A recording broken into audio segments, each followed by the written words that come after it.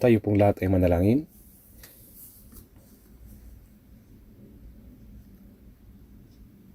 Mahabagin naming Diyos Ama na nasa langit, na sa amin ay nagmamahal, nagpapasalamat po kami sa iyong dakilang biyaya na nahabag ka po sa amin na mga nabuhay malayo sa iyo dahil sa kasalanan. At inibig mo po kami. Pinasa ni Jesus ang kahatulan at sumpa na naharapat sa amin at siya ay namatay sa krus. Sa pamamagitan ng mahalagang dugo na kanyang idinanak, nilinis mo po ang aming mga kasalanan magpakailanman. At iniligtas kami mula sa paghuhukom at kahatulan. At iniligtas mo po kami ng walang anumang aming gawa. Kaya nagpapasalamat po kami dahil sa dakilang biyayang ito. Ngayon na ginawa mo po kaming iyong mga anak at binigyan mo po kami ng mapagpalang pag-asa na makapasok sa iyong walang hanggang kaharian.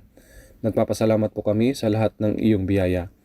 Sa oras na ito, kami na tinubos sa pamamagitan ng iyong mahalagang dugo ay nagpapasalamat sa iyo sa pagtitipon mo po sa amin ng sama-sama sa iyong harapan at sa pagpapahintulot sa amin na magpuri sa iyong dakilang biyaya at pag-ibig upang mag-aral ng iyong salita at upang magkaroon ng fellowship sa gitna ng banal na kapulungang nakasama mo.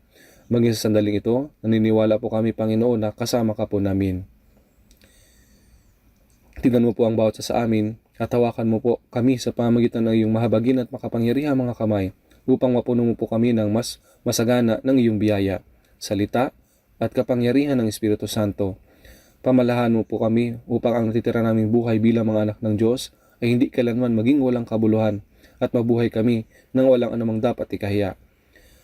At kung mayroong sino man sa amin na hindi patuloy na nakakaunawa ng iyong pag-ibig, pakiusap, buksan mo po ang kanilang mga puso upang maunawaan nila ang iyong dakila at kamangamangang biyaya at sama-samang matanggap ang buhay na walang hanggan at pag-asa.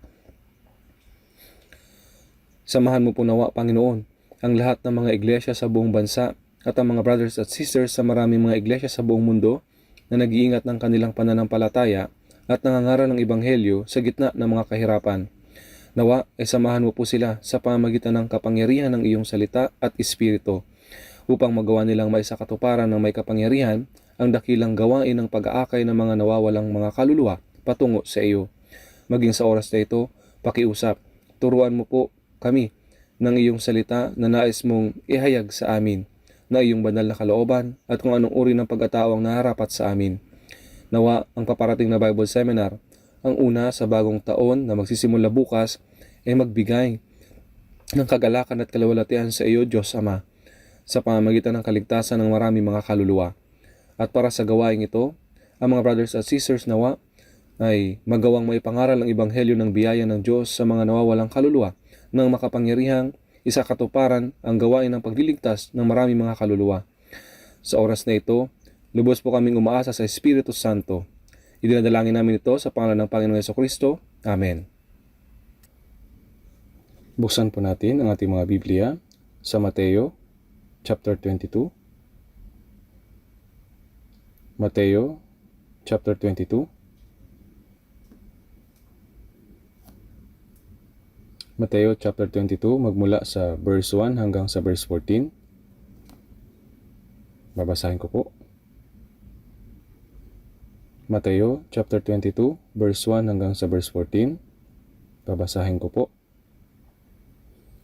Si Jesus ay muli nagsalita sa kanila sa mga talinhaga na sinasabi, ang kaharian ng langit ay tulad sa isang hari na nagdaos ng isang handaan para sa kasal ng kanyang anak na lalaki. Sinugo niya ang kanyang mga alipin upang tawagin ang mga inanyayahan sa handaan ng kasalan. Ngunit ayaw nilang dumalo.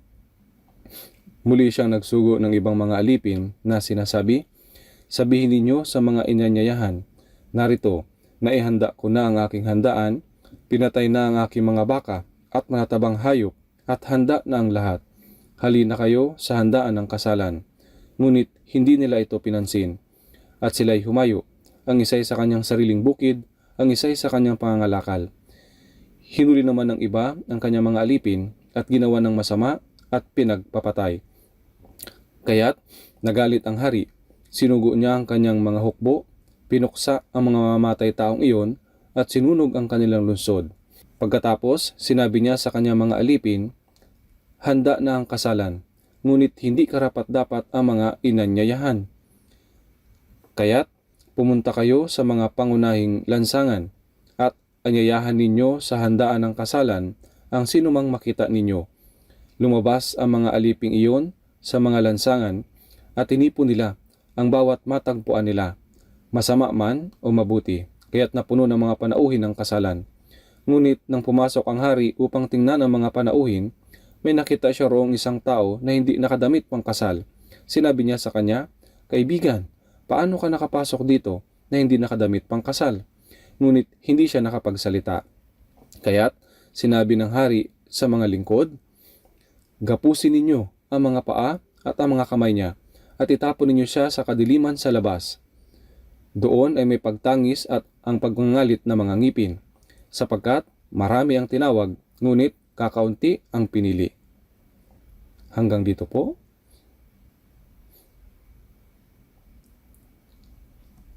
Simula po bukas, magkakaroon po tayo ng ating unang Bible Seminar sa taong ito, sa bagong taon.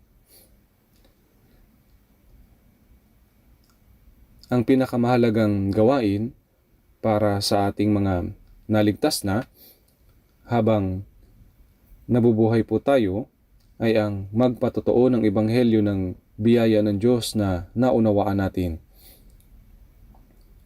At sa gayon ay magdadala ng maraming mga kaluluwa sa Panginoon para sa kaligtasan. Isinugo ng Diyos ang kanyang tanging anak bilang handog ng pantubos upang maligtas tayo. At pumarito si Jesus sa mundong ito upang iligtas tayo. Sinabi ni Jesus sa Lucas chapter 19 verse 10, "Sapagkat ang anak ng tao ay dumating upang hanapin at iligtas ang nawala." Sinabi niya, dumating siya upang hanapin ang nawala at iligtas ang mga nawawalang makasalanan sa harapan ng Diyos. At sa pamamagitan ng kanyang kamatayan sa krus at muling pagkabuhay, na sa katuparan niya ang gawain ng pagliligtas. Ang unang mga salita na sinabi ng muling nabuhay na si Jesus sa kanyang mga alagad ay sa Juan chapter 20 verse 21. "Kung paanong sinugo ako ng Ama, ay sinusugo ko rin naman kayo." Ang unang dahilan kaya isinugo ng Ama ang kanyang tanging anak ay upang mamatay sa krus bilang pantubos sa mga makasalanan, upang tubusin ang mga kasalanan ng mga isinumpa dahil sa kasalanan. Naisa katuparan ni Jesus ang gawain ng pagliligtas sa pamamagitan ng kanyang kamatayan at muling pagkabuhay. "Kung paanong sinugo ako ng Ama, ay sinusugo ko rin naman kayo." Ibig sabihin, naisa katuparan ni Jesus ang gawain ng pagliligtas. At ngayon, ang taong naligtas, hindi lamang ang kanyang mga alagad, kundi ang lahat ng mga taong naligtas ay sinusugo rin upang ipangaral ang ebanghelyo. Kaya nga, sinasabi sa mga taga-Roma, chapter 10, 14 hanggang 15, "Ngunit paano nga silang tatawag sa kanya na hindi nila sinampalatayanan? At paano sila sasampalataya sa kanya na hindi nila napakinggan? At paano sila makikinig kung walang mga ngaral? At paano sila mangangaral kung hindi sila sinugo? Gaya ng nasusulat, anong ganda ng mga paa ng mga nagdadala ng mabuting balita ng mabuting bagay. At paano sila mangangaral kung hindi sila sinugo? Kung isinugo tayo, paano nga tayong hindi mangangaral? Naligtas tayo ng kamanghamanghang biyaya ng Diyos. At para sa mga ligtas na tao, ang layunin ng kanilang natitirang buhay sa mundong ito ay hindi natungkol sa kung paano tayo mabubuhay ng maayos at mabubuhay ng maayos gaya ng mga makasanlibotang mga tao, kundi tungkol sa kung paano ipapangaral itong kamanghamanghang biyaya ng Diyos at mag-akay ng mas maraming kaluluwa sa kaligtasan. Ito po ang kalooban ng Diyos. Gaya ng ginawa nating memory verse kanina mula sa Juan chapter 6 verse 40, "Sapagkat ito ang kalooban ng aking Ama, na ang bawat nakakakita sa anak at sa kanya'y sumampalataya ay magkaroon ng buhay na walang hanggan." Sinasabi nito na ang kalooban ng Diyos ay ang maunawaan ng biyaya ng Diyos sa pamamagitan ni Jesucristo at magkaroon ng buhay na walang hanggan. Sinasabi sa mga awit 66 verse 16, "Kayo'y magsiparito at inyong dinggin, kayong lahat na natatakot sa Diyos, at ipahahayag ko kung ano ang kanyang ginawa para sa aking kaluluwa. May ginawa ang Diyos para sa aking kaluluwa. Hindi tama para sa akin na maniwala lang dito at itago ito sa aking sarili hanggang sa tumayo ako sa harapan ng Diyos, kundi ipangaral ang ebanghelyo sa mga nawawalang kaluluwa, sa mga kaawa-awang kaluluwa na hindi paligtas upang maligtas sila. Iyan po ang pinakamahalagang gawain na dapat nating gawin. Kaya, dapat tayong magkaroon ng lubusang pagsisikap para sa Bible Seminar na ito upang maisakatuparan ang dakilang gawain ng Diyos ng pagliligtas ng maraming mga kaluluwa. Sinabi ni Jesus sa Lucas 15 verse 7, "Sinasabi ko sa inyo, magkakaroon ng higit na kagalakan sa langit dahil sa isang makasalanang nagsisisi, kaysa 99 na taong matutuwid na hindi nangangailangan ng pagsisisi." Sinasabi na ang Diyos ay higit na nagagalak sa isang makasalanan na nagsisisi at naligtas, kaysa 99 na taong ligtas na. Dapat nating gawin ang gawain na ninanais at nasisiyahan ng Diyos. Sa oras na ito, dapat tayong manalangin para sa maraming mga kaluluwa na maligtas at gawin ang lahat ng makakaya natin upang ang kaligtasan ng maraming mga kaluluwa ay magdala ng dakilang kagalakan at kaluwalhatian sa harapan ng Diyos. Kaya sa araw na ito, sa pamamagitan ng talata mula sa Mateo 22, nais ko pong ihatid sa inyo ang mensahe na may pamagat na paanyaya ng Diyos sa handaan. Ang mga taong nilalang ng Diyos ayon sa kanyang sariling larawan ay lumayo sa Diyos. Naliligaw po sila at nabubuhay sa kasalanan. Kaya nga, ang layunin ng paglikha sa tao ay upang bigyan sila ng kanyang pag-ibig at biyaya na binibigyan sila ng buhay na walang hanggan at maluwalhating pag-asa na makapasok sa kaharian ng Diyos. Kaya nga po, sinabi ni Jesus na pumarito siya upang hanapin ang mga makasalanan na nawala dahil sa kasalanan at lumayo mula sa Diyos. Sinabi ni Jesus ang talinhaga sa Mateo 22 upang ilarawan ang gawain ng pagliligtas, kung paanong ang mga makasalanan sa pamamagitan ng biyaya ng Diyos ay dinadala sa kaharian ng Diyos. Sinabi niya na gaya iyon sa isang hari na naghanda ng handaan ng kasalan para sa kanyang anak na lalaki. Siyempre po, tumutukoy ang hari sa Diyos at ang anak na lalaki ay tumutukoy kay Jesucristo. Kaya sinasabi nito na naghanda siya ng handaan. Bago po ang handaan, nagsugo siya upang tawagin ang mga nais niyang anyayahan. Kaya sa ngayon, ang ating Soul Central Church ay maraming mga kabataan. Kaya kapag dumarating ang panahon ng pagpapakasal, maraming mga brothers at sisters ang ikinakasal. Bago ang araw ng kasal, nagpapadala muna sila ng invitation cards na nagsasabi sa mga tao na dumalo sa handaan. Sa tingin ko po, ang mga hari noong unang panahon ay ganoon din ang ginagawa. Gumagawa sila ng listahan ng iimbitahan nila at nagpapadala ng mensahe. Sa araw na nabanggit, ang handaan ng kasal ng aking anak na lalaki ay magaganap, kaya pakiusap, magpunta ka. Subalit bago dumating ang araw ng handaan, hindi mapakali ang hari. Kaya muli siya nagsugo ng mga alipin upang paalalahanan ng mga panauhing inimbitahan na dumalo. Sa Mateo 22, sinasabi sa verse 3, sinugo niya ang kanyang mga alipin upang tawagin ang mga inanyayahan sa handaan ng kasalan, ngunit ayaw nilang dumalo.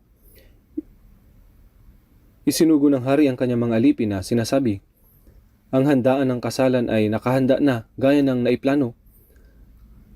Kaya pakiusap, magpunta ka. Ngunit ayaw ng mga taong inimbitahan na magpunta. At hindi ito natapos doon. Nagpatuloy ang talata sa verse 4. Muli siyang nagsugo ng ibang mga alipin na sinasabi, sabihin ninyo sa mga inanyayahan, narito naihanda ko na ang aking handaan. Pinatay na ang aking mga baka at matabang hayop at handa na ang lahat. Halina kayo sa handaan ng kasalan. Sa mga tumanggi, nagsugo siya ng mas maraming alipin. May mga May kasama pang paliwanag ngayon. Naganda ang hari ng handaan na malamang na magaganap sa araw. At sinabi niya, naihanda ko na ang aking handaan. Pinatay na ang aking mga baka at matatabang hayop at handa na ang lahat. Kinatay ang kanyang sariling baka at matatabang hayop. Handa na ang lahat. Lahat ng uri ng masarap at mabubuting mga bagay ay inihanda na. Kaya sinabi niya, halina kayo sa handaan ng kasalan. Baka isipin nila na may kulang sa handaan. Kaya, ipinaliwanag ng hari kung gaano siya. Ipinaliwanag po ng hari kung gaano siya nagsikap at nagsakripisyo para maihanda ang handaang ito. Ngunit, hindi nila ito pinansin. Walang interes sa mga tao sa handaan ng hari. Ang isa ay sa kanyang sariling bukid. Kailangan kong tingnan ang bukid ko ngayong araw. Ang isa ay sa kanyang pangangalakal. Humayo ang iba para magnegosyo. Hinuli naman ng iba ang kanyang mga alipin at ginawa ng masama at pinagpapatay. Paano po ito nangyari? Kung ayaw nilang magpunta, hanggang doon na lang dapat ito. Pero ang mga alipin ay sinugo ng hari sa 3 beses ay pinakitunguhan ng masama. Bakit patuloy niyo kaming ginagambala gayong ayaw naming magpunta? At ginawa nila ng masama at pinatay sila. Nangyari ba talaga ang ganitong bagay? Opo, nangyari ito kaya't nagalit ang hari. Sinugo niya ang kanyang mga hukbo. Pinuksa ang mga mamamatay taong iyon at sinunog ang kanilang lungsod. Sa oras na iyon, hindi na mga alipin ang sinugo niya kundi isang hukbo. At pinuksa ang mga mamamatay taong iyon at sinunog ang kanilang lungsod. Kaya ano ang nangyari rito? Binanggit nito ang isang tunay na pangyayari. Maraming mga handaan na ginaganap sa mundo. Ngunit ang makasanlibutang handaan ay magwawakas. Sa isang handaan ng kasalan, kumakain at umiinom ang mga tao. Kumakanta, pinapanood ang lalaki at babaeng ikinakasal at sama-samang nagagalak. Ngunit kapag natapos ng handaan, bumabalik sila sa kanilang mga sariling realidad. Balik sa pagpapagod, sa paghihirap, at pagkabalisa. Kaya nga, ang mga handaan na inihahanda ng mga tao ay magtatagal lamang ng ilang oras.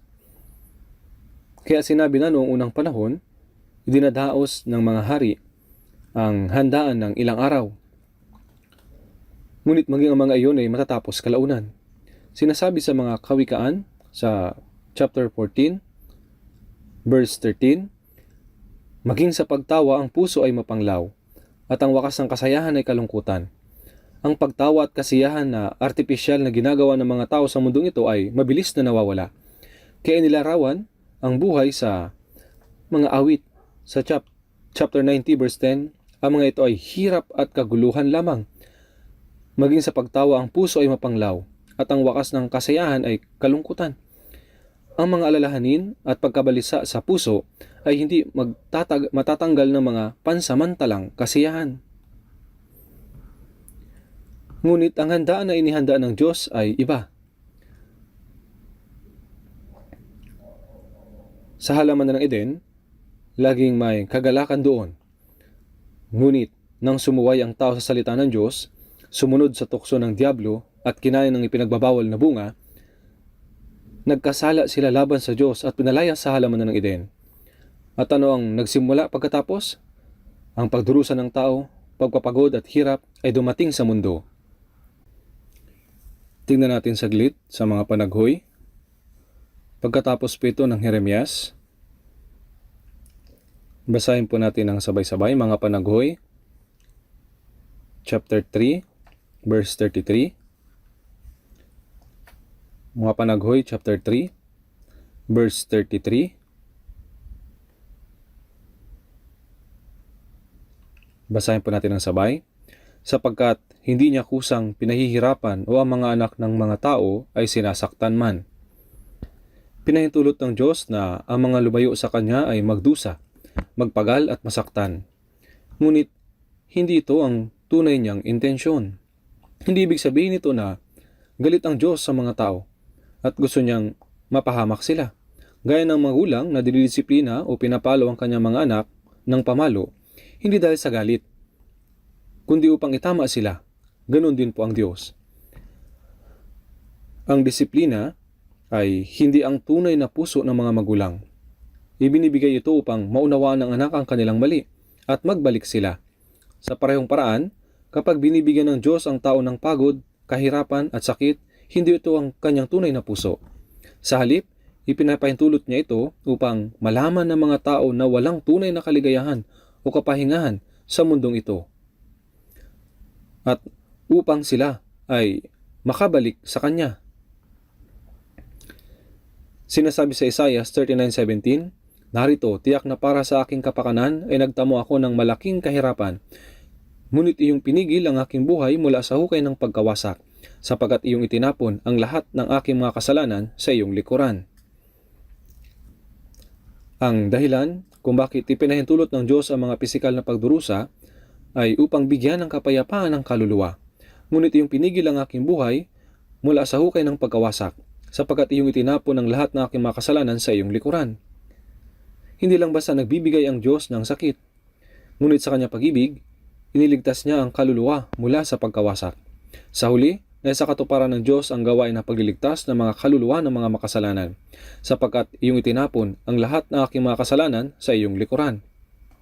Kahit na mga salitang ito ay isinulat halos 700 years bago dumating si Jesus, una na nitong binanggit na sa pamamagitan ni Kristo ay tayo ay maliligtas. Kaya sinasabi sa Isaiah 57 verse 21, "Walang kapayapaan, sabi ng aking Diyos, para sa masama, dahil lahat ng mga lumayo sa Diyos ay walang kapayapaan." Tingnan po natin sandali sa Ecclesiastes. Ecclesiastes chapter 10 verse 19. Sinasabi po, "Ang tinapay ay ginagawa sa paghalakhak, at ang alak ay nagpapasaya sa buhay, at ang salapi ay sumasagot sa lahat ng mga bagay." Ginawa ang handaan para sa pagtawa. Ang handaan ay para sa kagalakan, para sa pagkanta at pagsasaya. Walang nagpupunta sa handaan upang umiyak at magluksa. Ang alak ay nagpapasaya sa buhay. Hindi maaaring mawala ng alak sa isang handaan. Noong bata pa po ako, sa probinsya ng Gyeongsang, alam niyo po ba, ang pinakamasarap na pagkain sa handaan, iyon ang matamis na alak mula sa bigas.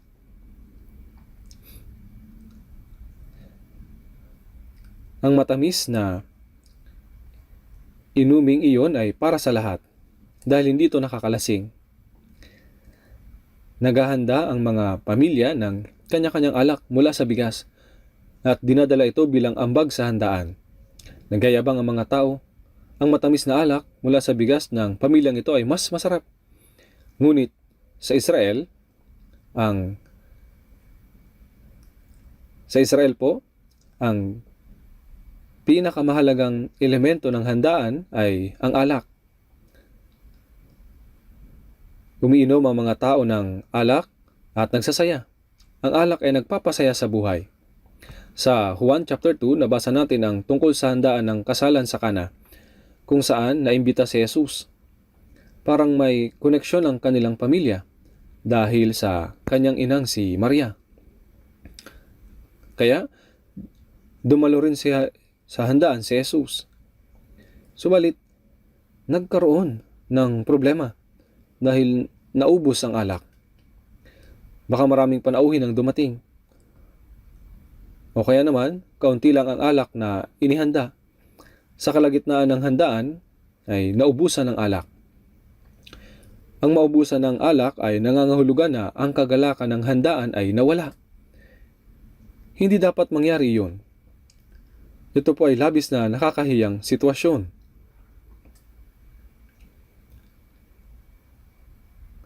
Kaya ano pong ginawa ni Maria na ina ni Jesus? Sinabi niya, wala na silang alak. At sinabi niya, paano ngang walang magagawa si Jesus? Alam ni Maria na hindi tao si Jesus, kundi siya ang tanging anak ng Diyos na isinugo ng Diyos. At parang inaasahan niya na ang himala at kapangyarihan ng Diyos ay maihahayag ng minsan sa pamamagitan po ni Jesus. Kaya sa Juan sa chapter 2 verse 4, sinabi sa kanya ni Jesus, "Babae, anong kinalaman niyon sa akin at sa iyo?" Sinabi niya sa kanyang ina, "Babae." Sa Katolisismo, lahat ay nananalangin kay Maria. "Pinagpala ka at ang anak ng isinilang ng iyong sinapupunan. Maria, ipanalangin mo kami sa oras ng aming kamatayan." Patuloy nilang sinasabi ang panalangin ito. Nahihiya silang manalangin kay Jesus, kaya inihiling nila sa kanyang ina na makiusap kay Jesus sa pamamagitan niya. Isang bagay ang dapat nating tandaan, na hindi nakinig si Jesus sa pakiusap ni Maria. "Babae." Bakit tatawaging babae ng sino man ang kanyang sariling ina? May iba po itong kahulugan. Hindi ibig sabihin nito na walang pakialam. Babae ka lang. Hindi po ganito. Hindi masamang tawagin ng isang matandang tao ng matanda. Sinasabi rin ng mga Hudyo ang babae. Hindi ng walang galang na tono, kundi isang paraan upang magpakita ng paggalang.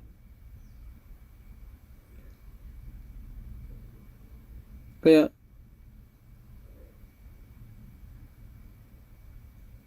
anong kinalaman niyon sa akin? Naubos na ang alak. Sa mga sandaling iyon, parang tinatanggihan niya agad sila. Subalit sa totoo, nasa isang handaan si Jesus kung saan walang sapat na alak. Doon ay mayroong 6 na tapayang bato. Sinabi sa kanila ni Jesus, "Punuin ninyo ng tubig ang mga tapayan." Kanilang pinuno ang mga ito hanggang sa labi. Sinabi niya sa kanila, "Kumuha kayo ngayon at inyong dalhin sa pinuno ng handaan." Anong mangyayari kapag kumuha ka ng tubig at dinala sa handaan? May pinuno ng handaan, tama po? Habang naglalakad sila, natuklasan nila na naging alak iyon. At sa handaan, pagkatapos matikman iyon, nagtanong siya, saan galing ang alak na ito? At sinabi sa kanya, ang bawat tao ay unang naghahain ng mataas na uri ng alak. Pagkatapos ay ang mababang uri ng alak kapag ang mga panauhin ay nakainom na. Subalit hanggang ngayon ay itinabi mo ang mabuting alak. Gaano po kasarap ang alak na ginawa ni Jesus? Kaya sa Juan, sa chapter 2, nung ang alak ay naubos sa handaan, gumawa ng napakasarap na alak si Jesus para sa handaan. Gaya ng isang handaan, ang sanlibutan ito. Ngunit isang handaang naubusan ng alak. Kaya sa Kawikaan 14:13, maging sa pagtawa ang puso ay mapanglaw, at ang wakas ng kasayahan ay kalungkutan. Gaya ng kasabihan sa Korea, maging sa pagtawa, ang utang ay 10 milyong piso. Nagmumula dapat ang kagalakan sa puso. Ngunit kung hindi, nagpapanggap tayong masaya. At kapag nawala na ito, muli tayong magiging miserable. Pinaliwanag nito na ang kagalakan na naranasan ng mga tao dito sa salibutan ay gaya ng isang handaang naubusan ng alak.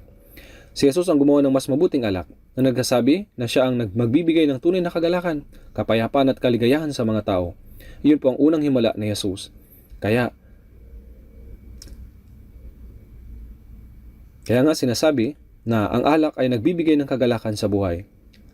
Ngunit walang bagay sa mundong ito ang nagbibigay ng kagalakan sa buhay.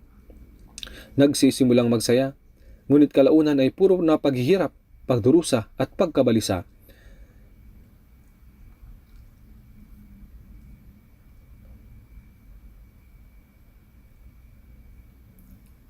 Ang handaan ng kasalan na inihanda ng Diyos ay iba mula sa inihanda ng tao.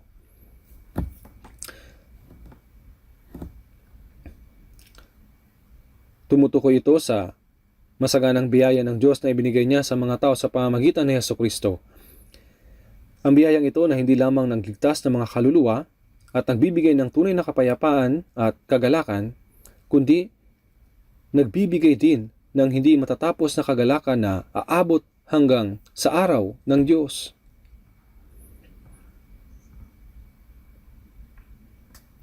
Ang handaan na inihanda ng Diyos ay hindi lamang magtatagal ng ilang oras o ilang mga araw. Isa itong handaan na tumutupad sa walang hanggang pag-asa ng langit, kasama na ang mga walang hanggang kagalakan at kapahingahan sa langit. Gaya ng sinasabi ni Jesus sa Juan chapter 4 verse 13 hanggang 14, sumagot si Jesus sa kanya, ang bawat uminom ng tubig na ito ay muling mauuhaw. Subalit ang sino mang umiinom ng tubig na aking ibibigay ay hindi na mauuhaw magpakailanman. Ang tubig na aking ibibigay sa kanya ay magiging isang bukal ng tubig tungo sa buhay na walang hanggan.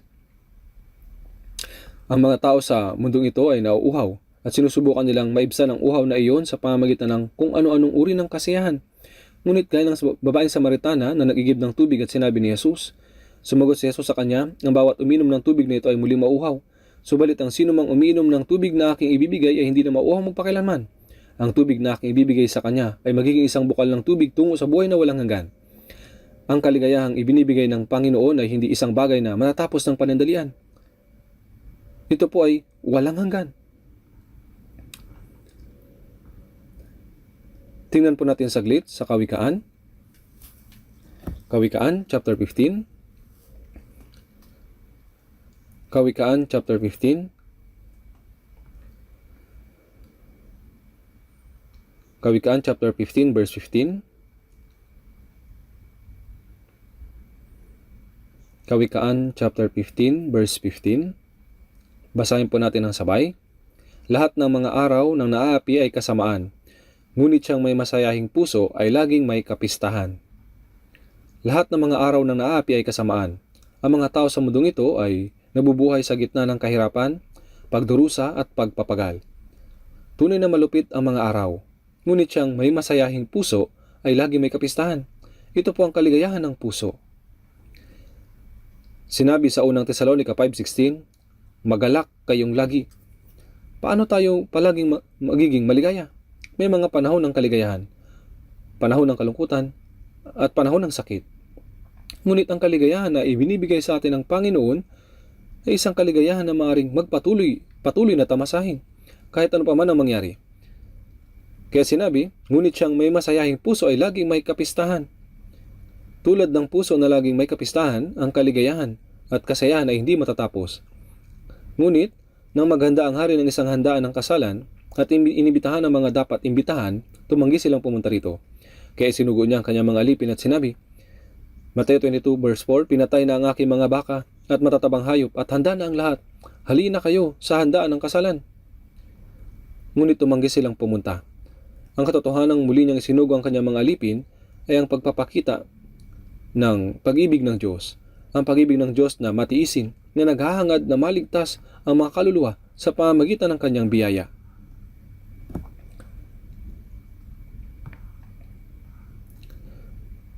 Tulad ng makikita natin sa 2 Pedro chapter 3, mahabang panahon ng lumipas upang maipangaral ang Ebanghelyo mula sa Jerusalem hanggang sa kaduluduluhan ng mundo.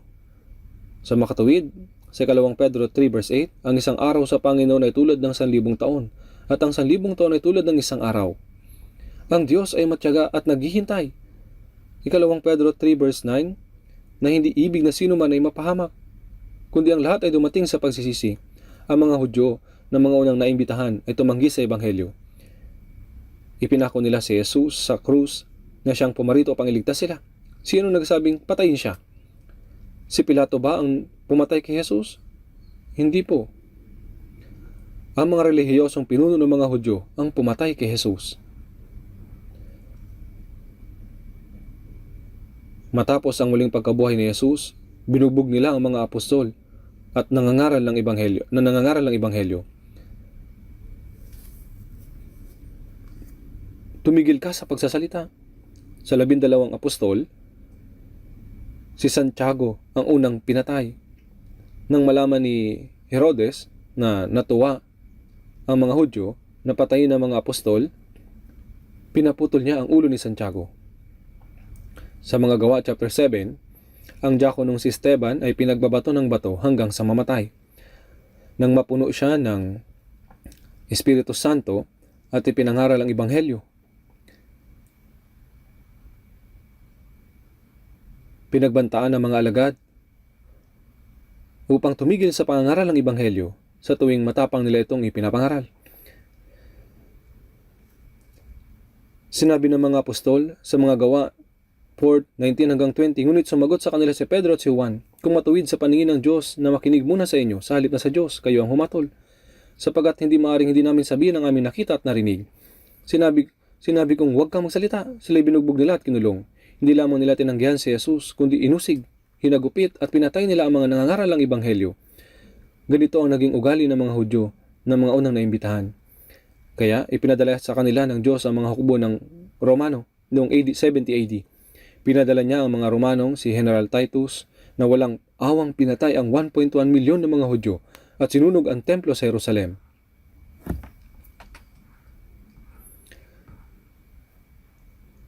At noong 135 AD, sinalakay ni Emperor Hadrian ang Jerusalem at namatay ang 580,000 na mga Hudyo. Ito po ang ikatlong digmaang Hudyo at Romano. Pinutol niya ang lahat ng mga puno ng prutas sa lupain ng Israel, lahat ng mga puno ng prutas na sa loob ng 18 kilometers ng Jerusalem. Lahat ng mga puno ng prutas, ang mga nagbubungang puno, pinutol ito. Ibig sabihin, huwag na kayong tumira dito. Silang lahat ay napalayas. Gaano karaming pagdurusa ang tiniis nila sa loob ng 1,900 years na pinapalayas saan man sila sa mundo. Noong World War II, 6 na milyong mga Hudyo ang pinatay sa Europa sa loob ng maikling panahon. Ano po yung dahilan?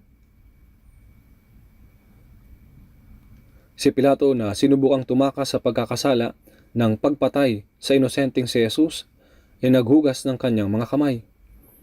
Habang ginagawa niya ito, sinabi niya, Mateo 27:24, "Wala akong kasalanan sa dugo ng taong ito. Kayo na ang bahala dyan." Ibig sabihin, wala akong kinalaman dito dahil kayo ang nagnanais na siya ay patayin. At sumagot sila, "Oo, ayos lang."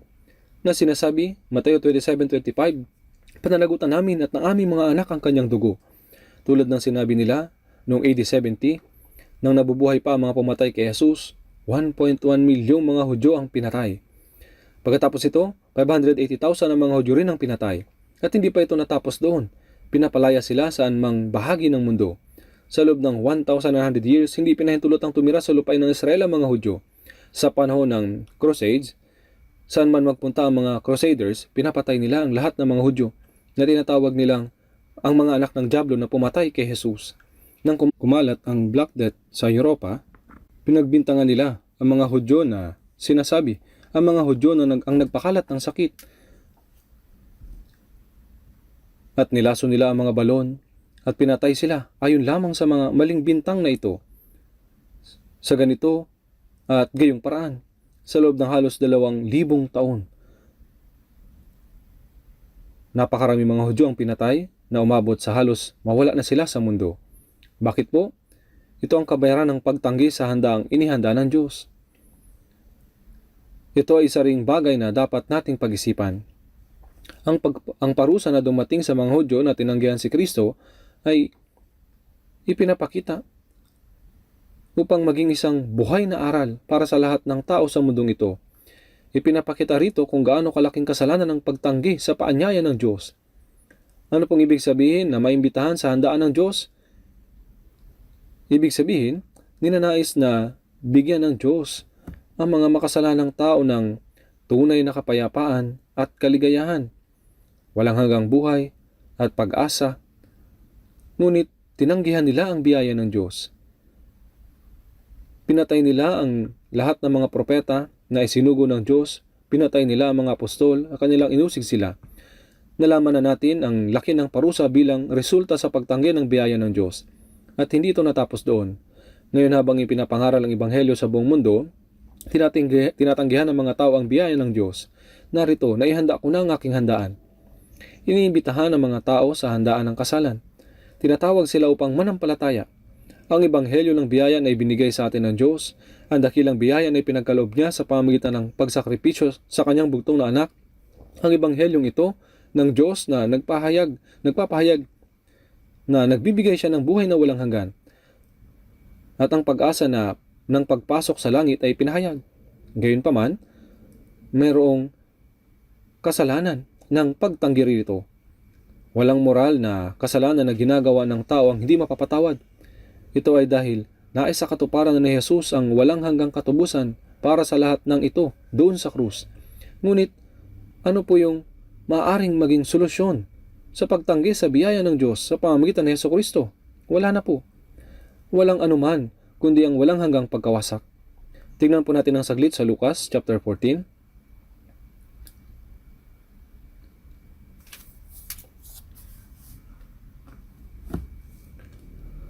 Lucas chapter 14 sa verse 16. Lucas chapter 14 verse 16.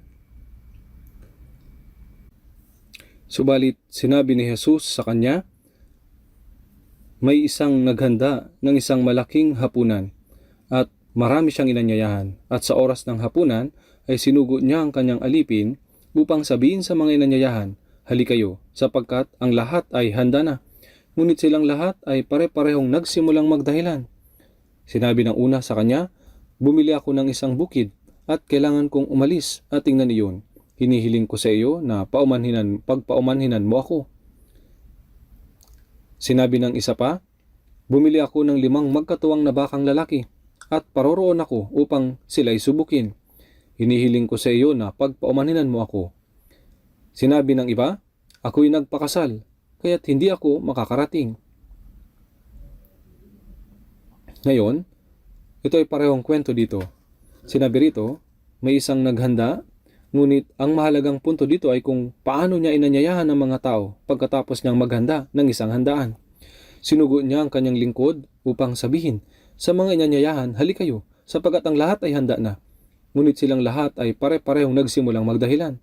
Sinabi ng isa, bumili ako ng isang bukid at kailangan kong umalis at tingnan iyon. Bumili ka ng lupa, may maagaw ba nito? Kung nabili mo na ang lupa, sapat na iyon. Kaya't bakit kailangan mong umalis at tingnan iyon? Tamang dahilan ba yan? Sinabi ng isa, bumili ako ng 5 magkatuwang na bakang lalaki. Ang 5 magkatuwang na bakang lalaki ay 10 bakang lalaki, tama?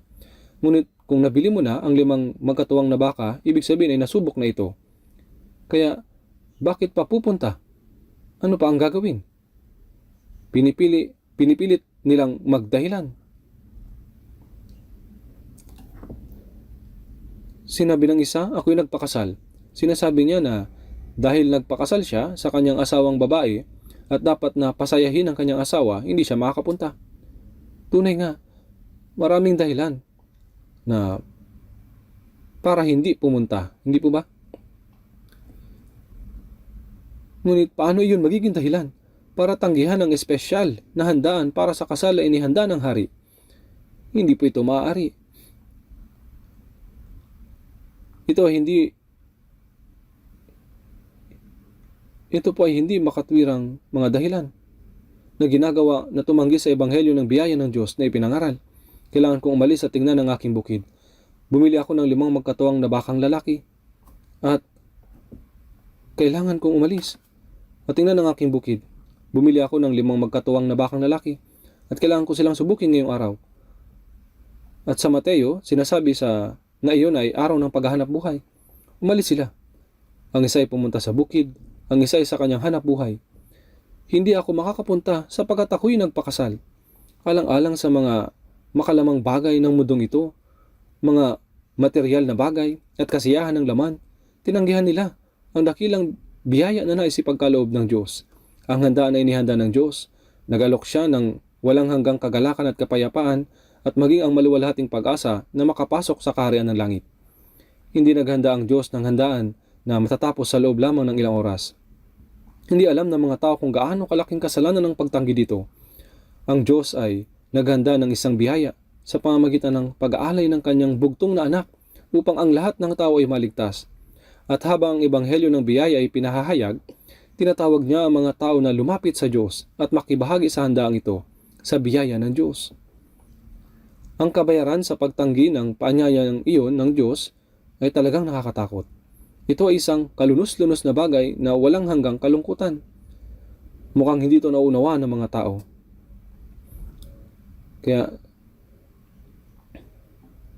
Kaya sa Juan, sa chapter 3 verse 16, sinasabi, sapagkat gayon na lamang ang pag-ibig ng Diyos sa sanlibutan, na ibinigay niya ang kanyang tanging anak. Ibinigay ng Diyos ang kanyang bugtong na anak bilang handog pangkatubusan para sa lahat ng tao sa mundo. At sa pagdalak ng kanyang mahalagang dugo hanggang sa kamatayan sa krus, tinupad niya ang gawain ng walang hanggang pagtubos sa mga kasalanan ng lahat ng tao. Para sa mga makasalanan na naging mga kaaway ng Diyos dahil sa kasalanan, tinupad ni Jesus ang gawain ng pakikipagkasundo sa Diyos sa pamamagitan ng kamatayan sa krus. Ninanais ng Diyos na hindi lamang na ipagkasundo tayo sa kanyang sarili, kundi ang ipagkaloob din sa atin ang kaligtasan at ang kamanghamanghang biyayang ito at ang pagpapala na nagpapahintulot sa atin na makapasok sa kaharian ng Diyos magpakailanman. Ngunit, napakaraming tao ang agad na tumatanggi at tumatalikod sa biyayang ito ng Diyos. Alam na alam natin kung ano ang kabayaran ng pagtangging iyon para lamang sa mga bagay ng laman, sa mga kasiyahan ng laman, sa paghahangad sa kayamanan. Iniisip na pamuhay ng medyo maayos sa mundong ito dahil sa mga ganitong bagay hanggang hayagang tinatanggihan nilang biyaya ng Diyos. Sa Juan, sa chapter 3 verse 3, sinasabi, "Katotohanan sinasabi ko sa iyo, malibang isang tao ipanganak na muli, ay hindi niya makikita ang kaharian ng Diyos. Ang maligtas, may panganak na muli, at tumanggap ng buhay na walang hanggan ay pareho lang ang kahulugan." Ang mahalaga sa pagiging born again o naipanganak na muli ay kung paanong ang laman ay ipinanganak ng isang beses. Ang kapanganakan ng Espiritu ay minsan lang din nangyayari sa buong buhay. Minsan ang isang tao ay nananalangin na nagsasabing, "Diyos, hayaan mo pong muli ako maipanganak sa pagkakataong ito." Ipinanganak ba tayong muli dahil lamang sa ating nararamdaman? Ito ba isang bagay na nangyayari paminsan-minsan? Ang pagiging born again o may panganak na muli ay minsan lang nangyayari. Ang sino mang humihiling na muli ay may panganak na muli ay isang taong hindi nakakaunawa kung anong ibig sabihin ng ipanganak na muli. Ang dahilan kung bakit tinanggihan ng mga Israelita si Kristo ay dahil wala silang interes sa kaluluwa.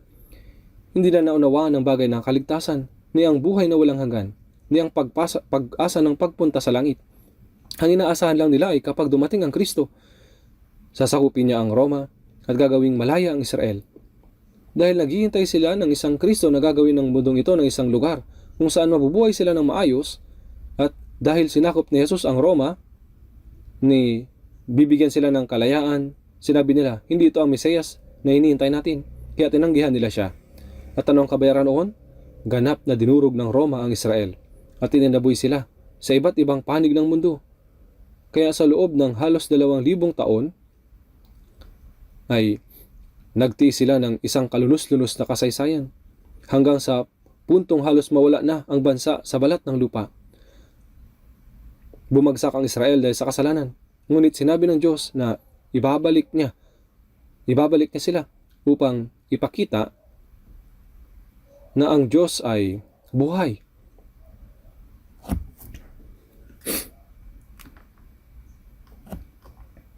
Sa Ezekiel chapter 38, makikita natin ang dramatikong pananauli ng bansang Israel ay hindi dahil ang Israel ay dapat kaawan.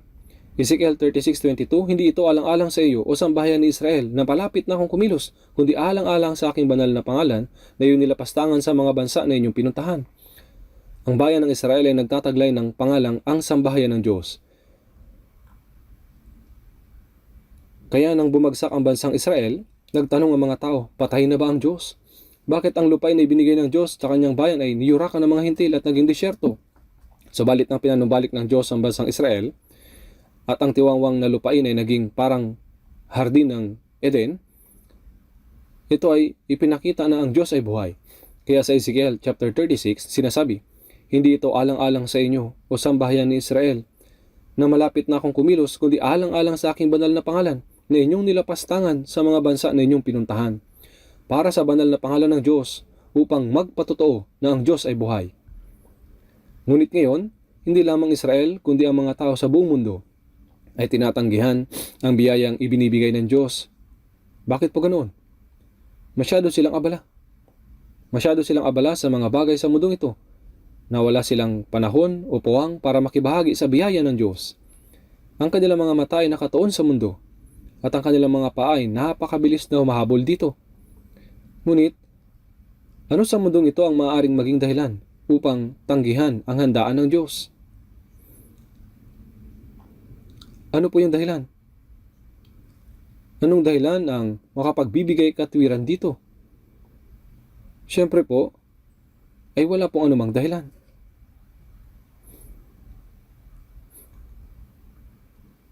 Sa Hebreo, sa chapter 2, verse 3, paano nga tayo makakatakas kung ating pababayaan ang ganito kadakilang kaligtasan?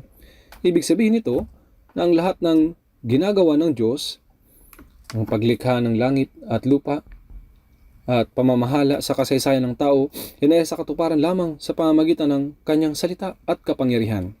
Ngunit may isang bagay na hindi magagawa sa pamamagitan lamang ng salita at kapangyarihan ng Diyos: ang kaligtasan ng kaluluwa ng isang makasalanan. Kung ito ay magagawa lamang sa pamamagitan ng kanyang salita at kapangyarihan, kung gayon, bakit ipapadala pa ng Diyos ang kanyang bugtong na anak sa katawang tao at hahayaan ang walang kasalanan na magdusa sa krus at magdanak ng kanyang dugo? Ito po ay dahil wala nang ibang paraan. Dahil gaya na sinasabi ng Roma chapter 6 verse 23, ang kabayaran ng kasalanan ay kamatayan. Kung hindi binayaran mismo ng Diyos ang kasalanan at hinayaan lang niyang mailigtas at makapasok sa langit ang mga makasalanan, kung gayon ang Diyos ay magiging isang hindi matuwid at hindi makatarungang Diyos. Gaya na sinasabi sa ikalawang Timoteo sa chapter 2 verse 13, siya yung nananatiling tapat sapagkat hindi niya ipagkakaila ang kanyang sarili. Tama po. Kung ganoon, ang Diyos ay magiging isang hindi matuwid na Diyos. Subalit ang Diyos ay matuwid at makatarungang Diyos. At ito ang kanyang katarungan: nahahatulan ang mga makasalanan at dalhin sila sa impyerno. Kung hindi hahatulan ng Diyos ang mga makasalanan at hindi sila mapunta sa impyerno, kung ganun, sa panig ng Diyos, dapat mabayaran ang kabayaran ng kasalanan. At mayroon lang isang paraan: kailangang ibigay ng Diyos ang kanyang tanging anak bilang sakripisyong pantubos, maging hanggang sa kamatayan. Hindi ba't kamangha-mangha kung wala ang paraan na ito, ay walang kaluluwa na maliligtas kailanman? Kaya tinatawag ito ng Biblia na ganito kadakilang kaligtasan. Hebreo chapter 2 verse 3, kung ating pababayaan ang ganito kadakilang kaligtasan, ibig sabihin ay magiging walang pakialam. Ituring ito na maliit na bagay. Ituring nila itong walang halaga. Kung tanggihan ng tao ang biyaya ng Diyos, paano sila makakatakas sa kahatulan dahil sa kasalanan ito? Walang paraan upang makatakas. Anumang moral na kasalanan, kahit pa ang isang tao ay pumatay ng daang-daang tao at ay mapatawad pa rin sa pamamagitan ng dugo ni Jesus. Tama po? Walang kasalanan na ginawa ng tao ang hindi kayang linisin ng dugo ni Jesus na dumanak sa krus. Subalit, kasalanan na pagtangging maniwala sa biyayang ito. Ang bagay na hindi maaaring mapatawad ng Diyos, ito po ay ang bagay na hindi maaaring mapatawad ng Diyos. Naintindihan niyo po ba?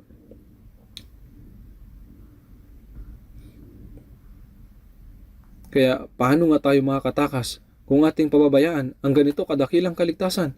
Ito ay pinahayag noong una sa pamamagitan ng Panginoon at pinatunayan sa atin ng mga karinig sa Kanya.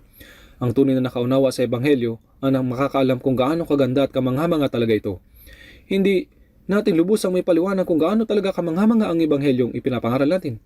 Ito ay espesyal na panyaya ng Diyos. Sa halamanan ng Eden, si Adan at si Eva ay kumain mula sa punong kahoy ng pagkakilala ng mabuti at masama. Ang siyang puno na sinabi mismo ng Diyos na huwag silang kumain mula rito. Mabibigyan sana sila ng buhay na walang hanggan mula sa puno ng buhay. Sa halip ay pinili nila yung kabilang puno at sila'y namatay. Mas pinili pa rin ng mga tao sa mundong ito ang puno ng pagkakilala ng mabuti at masama sa halip na ang puno ng buhay. Kaya tinutukso sila ng diablo na sinasabi, subukan mo ito, masarap ang lasa nito, tiyak na hindi ka mamamatay. Ito po ang tukso ni Satanas. Alam niyo po ba kung ilang taong tinutukso ng diablo ngayon upang pigilan silang maniwala sa biyaya ng Diyos gamit ang walang kabuluhang bagay sa mundong ito? Tingnan po natin saglit sa unang Juan, sa chapter 2. Unang Juan, chapter 2. Unang Juan, sa chapter 2, verse 15. Basahin po natin ang sabay. Unang Juan, chapter 2, verse 15. Huwag ninyong ibigin ang sanlibutan, ni ang mga bagay na nasa sanlibutan. Ang pag-ibig ng Ama ay wala sa sinumang umiibig sa sanlibutan. Sapagkat ang lahat na nasa sanlibutan, ang masamang pagnanasa ng laman, ang pagnanasa ng mga mata, at ang pagmamataas sa buhay hindi mula sa Ama kundi sa sanlibutan. Ang sanlibutan at ang pagnanasa nito ay lumilipas, ngunit ang gumagawa ng kalooban ng Diyos ay nananatili magpakailanman. Sinasabi po ang sanlibutan. Sinabi ni Jesus, ang pinuno ng sanlibutan ito ay ang dyablo, ang masamang espiritu na namumuno sa mundong ito, sa Efesos chapter 2 verse 2, sa pinuno ng kapangyarihan ng himpapawid. Ginagamit ng dyablo ang mga bagay ng sanlibutan upang dayain at tuksohin ang mga tao, at kinakalagkad sila patungong impyerno. Pinipigilan niya silang maniwala sa dakila at kamanghamanghang biyaya at pag-ibig. Kaya, huwag ninyong ibigin ang sanlibutan, ni ang mga bagay na nasa sanlibutan. Ang pag-ibig ng Ama ay wala sa sinumang umiibig sa sanlibutan. Kung mahal natin ang sanlibutan, hindi natin tunay na mauunawaan ang pag-ibig ng Diyos. Hindi pa natin mauunawaan ang pag-ibig ng Diyos habang iniibig ang sanlibutan, sapagkat ang lahat na nasa sanlibutan, ang masamang pagnanasa ng laman, ang pagnanasa ng mga mata, at ang magmamataas sa buhay. Nung tinignan ni Eva ang punong kahoy ng pagkakilala ng mabuti at masama, nang tuksuhin siya ng dyablo, nung siya ay nahila na, anong nakita niya? Genesis chapter 3 verse 6, ang bunga ng punong kahoy ay mabuting kainin, nakakalugod sa paningin. Para bang, kapag kinain niya ito ay talaga magiging katulad siya ng Diyos na dapat nasain upang maging matalino. Kaya, ito po ay pagnanasa ng sanlibutan.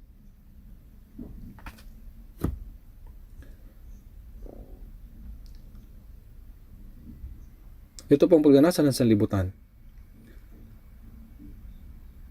At sinasabi pa ay hindi mula sa Ama. Hindi ito ang gustong ibigay ng Diyos sa kanila, kundi sa sanlibutan. Ang sanlibutan at ang pagnanasa nito ay lumilipas. Hindi lang ito basta lumilipas. Ang mga nabitag nito ay diretsong napupunta sa impyerno. Ngunit ang gumagawa ng kalooban ng Diyos ay nananatili magpakailanman. Ano po ang kalooban ng Diyos? Sa Juan chapter 6 verse 40, sapagkat ito ang kalooban ng aking Ama, na ang bawat nakakita sa anak at sa kanya'y sumampalataya ay magkaroon ng buhay na walang hanggan. Bago mamatay si Jesus, nanalangin siya sa huling panalangin sa hardin ng Getsemani. Mateo 26 verse 39, Ama ko, kung maaari, lumampas sana sa akin ang kopang ito, gayon may hindi ang ayon sa ibig ko, kundi ang ayon sa ibig mo. Ang kalooban ng Ama ay para sa kanyang tanging anak na walang sala ay mamatay, upang mapatawad ang ating mga kasalanan magpakailanman at iligtas ang ating kaluluwa. At ang kalooban ng Diyos na tayo ay sumampalataya sa katotohanan ito at tumanggap ng kaligtasan. Ngunit, ang gumagawa ng kalooban ng Diyos ay nananatili magpakailanman. Sinabi niya na tayo ay mabubuhay kasama ng Diyos magpakailanman. Para sa mga bagay ng sanlibutan, nabubuhay tayo rito, ngunit ang mga ito ay pansamantalang pangangailangan lamang para sa buhay natin. Hindi ito ang layunin ng ating buhay. Huwag nating hayaang mabihag ang ating puso ng mga ito. Ang salapi ay dapat kitain ng may kasipagan at gamitin ng may karunungan. Ngunit huwag ibigin ang salapi. Unang Timoteo 6 verse 10, sapagkat ang pag-ibig sa salapi ay ugat ng lahat ng uri ng kasamaan. Nang ilang nagnasa rito ay napalayo sa pananampalataya at tinusok ang kanilang mga sarili ng maraming kalungkutan. Sa 2 Korinto 4:18, sapagkat ang mga bagay na nakikita ay may katapusan, subalit ang mga bagay na hindi nakikita ay walang hanggan. Ang mga tao ay nadadaya at tinatangay ng mga bagay na nakikita, ng mga makalaman at ng mga material na bagay. Nais ng Diyos na bigyan tayo ng saganang biyaya, ang buhay na walang hanggan at pag-asa na makapasok sa kaharian ng langit. Ang pagdalo sa handaan ng Diyos ay ang maligtas ang ating kaluluwa at matanggap natin ang buhay na walang hanggan. Nais ng Diyos na ibigay sa atin ang kanyang kapayapaan at kagalakan magpakailanman doon po sa langit. Ngunit ang mga tao sa mundo ay nakatuon lang sa mga bagay na nakikita. Kung ano ang makalaman, sa pagsisikap na makamit ang mga bagay na ito, hindi nila maunawaan ang mga walang hanggang bagay. Espiritual na maluwalhating biyaya na gustong ibigay sa kanila ng Diyos. Subalit, tinatanggihan po nila ito. Dahil sa mga bagay ng sanlibutan na hindi magtatagal at pagkatapos ay mawawala. Ang mga nakalimot dito ay maririnig ang nakalagay sa Mateo 25 verse 41, "Lumayo kayo sa akin, kayo mga sinumpa, doon kayo sa apoy na walang hanggan na inihanda sa dyablo at sa kanyang mga anghel." Walang matitira, kundi ang walang hanggang apoy, doon po sa impyerno. Ang mga taong gustong masiyahan sa mundo ay nagsasabing, ang mundong ito ay kasiyasiya at ang buhay ay mabuti. Bakit po? Bakit kailangan pang maligtas ng kaluluwa ko o makapunta sa langit? Kung makakakain ako ng maayos at nabubuhay ng maayos dito, sapat na iyon. Nasaan ang langit pagkatapos ng kamatayan? Nasaan ang impyerno? O hindi nila ito pinapansin? Sinasabi ng Biblia na para makapasok ang mayaman sa langit, ito ay mas mahirap pa kaysa sa kamelyo na makadaan sa butas ng karayom. Ito po ay talagang totoo. Naliligtas ba ang mayaman? Hindi po. Ano sa palagay ninyo? Mas mabuti ba kung ipanganak kayo sa mayamang pamilya? Tingin nyo ba ay mas mabuti na ipanganak bilang anak ng isang chairman ng isang kumpanya?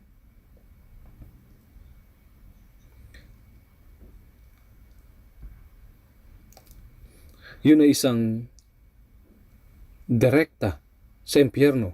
Alam niyo po ba yun? Nabuhay ako bilang taong mahirap mula pagkabata. Subalit kung magbabalik tanaw ako, yun ay napakalaking biyaya. Sinasabi, mapalad ang mga dukha. Walang sinasabi sa Biblia na ang mayaman ang mapapalad. Sinasabi nito, subalit kahabag-habag kayong mayayaman. At sa Santiago sa chapter 5 verse 1, kayong mayayaman, tumangis kayo at humagulgol dahil sa mga kahirapan na sa inyo'y darating. Kaya't kapag isinagawa natin ang misyon sa buong mundo, mahirap mangaral sa mga mayayamang bansa. Hindi ito mabisa. Minamaliit tayo at hindi nila tinatanggap ang pangangaral ng Ebanghelyo. Ang mundo ay masaya at kasiyasiya. Ang mga mananampalataya kay Jesus ay hindi masaya. Ganito ang iniisip nila. Pumupunta sila sa church, umuupo, nananalangin at umaawit. Subalit tayo naglalaro at lumalabas kapag linggo. Hindi ba't mas masaya yon? Ang mga taong sumasampalataya kay Jesus, gaya ng mga hangal.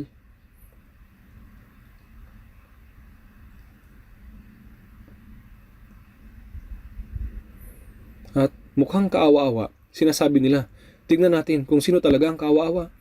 Hindi lamang tinatanggihan ng mga Israelita ang paanyaya ng hari, kundi dinakip din naman nila ang mga tagapaglingkod na kanyang isinugo. Pinagmalupitan at pinatay sila. Ito po ay kasaysayan na sila ay pinarusahan dahil dito. Tama po?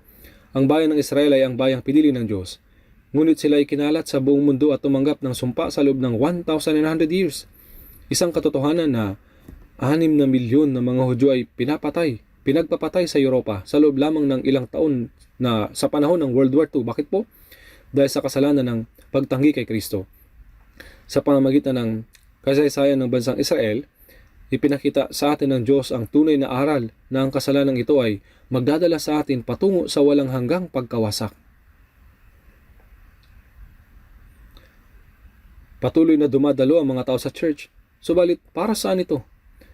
Masipag silang dumadalo sa church, dumadalo tuwing linggo ng walang palya, umaawit ng mga himno, nananalangin at nagbibigay ng mga offering. Ngunit, narinig po ba ninyo kung para saan ang kanilang mga panalangin? Ano po ang kanilang hinihingi? Diyos, pakiusap, pagtagumpayin mo ang negosyo ng aking asawa, makapagtapos nawa ang aking mga anak sa magandang paaralan, makapasok sa isang magandang kumpanya, tratuhin ng maayos at makapamuhay ng maayos at maging maayos nawa ang lahat. Pakiusap, bigyan mo kami ng ganito at ganyan. Ang lahat ng ito ay tungkol sa mga bagay ng laman. Alam niyo po ba ito? Eksaktong kapareho po ito ng paghingi ng mga pagpapala mula kay Buddha. Nananalangin po ba sila ng ganito? Pakiusap, sana ay maborn again ako.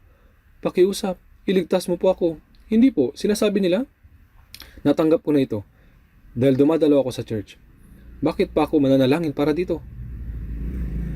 Ang mga Kristiyano sa panahon ngayon ay wala nang pakialam tungkol sa kaligtasan. Hindi nila binibigyang pansin kung paano maboborn again.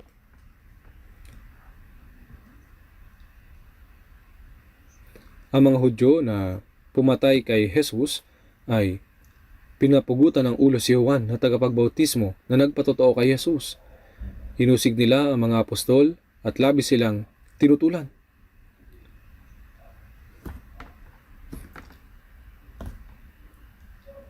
Tingnan po natin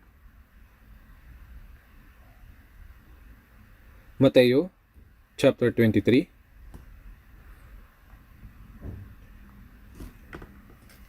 Mateo chapter 23 verse 37 at verse 38. Mateo 23 verse 37 at 38.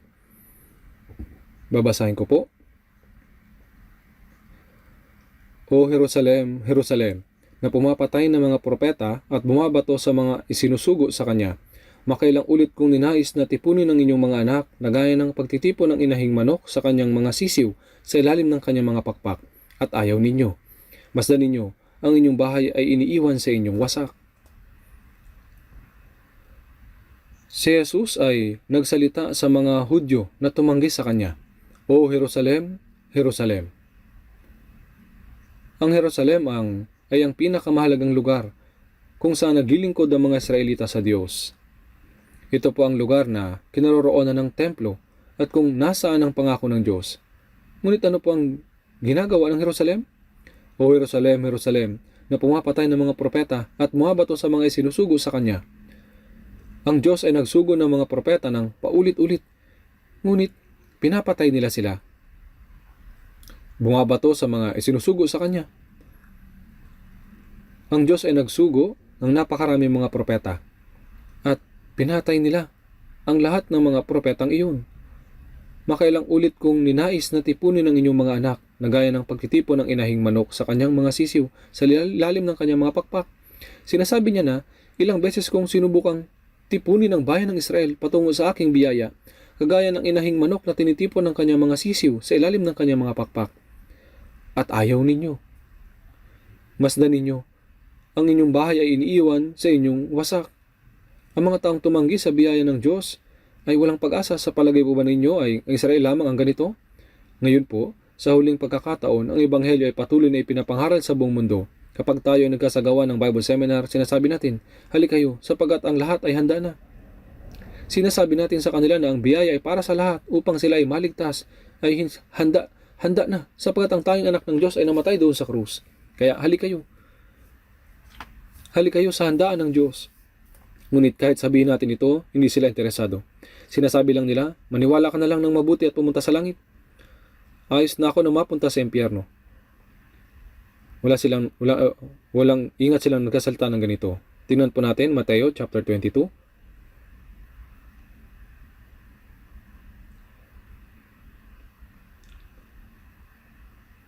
Mateo chapter 22 sa verse 8.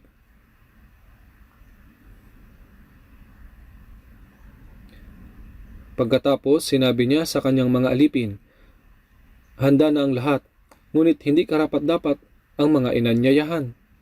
Kaya pumunta kayo sa mga pangunahing lansangan at anyayahan ninyo sa handaan ng kasalan ang sino mang makita ninyo. Lumabas ang mga aliping iyon sa mga lansangan at tinipon nila ang bawat matagpuan nila, masama man o mabuti. Kaya't napuno ng mga panauhin ang kasalan. Ngunit nang pumasok ang hari upang tinan ng mga panauhin, may nakita siya roong isang tao na hindi nakadamit pang kasal. Sinabi niya sa kanya, kaibigan, paano ka nakapasok dito na hindi nakadamit pang kasal? Ngunit hindi siya nakapagsalita. Kaya't sinabi ng hari sa mga lingkod, gapusin ninyo ang mga paa at mga kamay niya at itapon ninyo siya sa kadiliman sa labas. Doon ay ang pagtangis at ang pangangalit ng mga ngipin. Sapagkat marami ang tinawag, ngunit kakaunti ang pinili. Ang mga taong inanyayahan ay mga Hudyo, subalit kanilang tinanggihan ang biyaya ng Diyos at pinako sa krus si Kristo na dumating upang iligtas sila. Kanilang inusig, pinatay at kinalaban ng mga apostol na nangharal ng Ebanghelyo. Kahit sa ngayon, karamihan sa mga Hudyo ay hindi naniniwala kay Jesus.